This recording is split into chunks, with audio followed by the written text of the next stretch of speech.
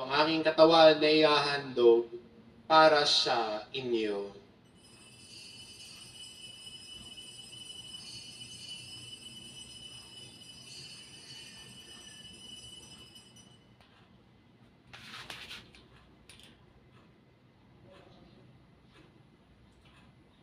Gayon din naman na matapos ang hapunan, hinawakan niya ang kalis, muli kanyang pinasalamatan.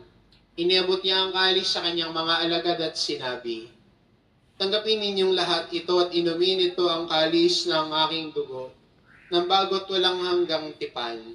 Ang aking dugo na ibubuhos para sa inyo at para sa lahat sa ikapagpapatawad ng mga kasalanan. Gawin ninyo ito sa pag-alala sa akin."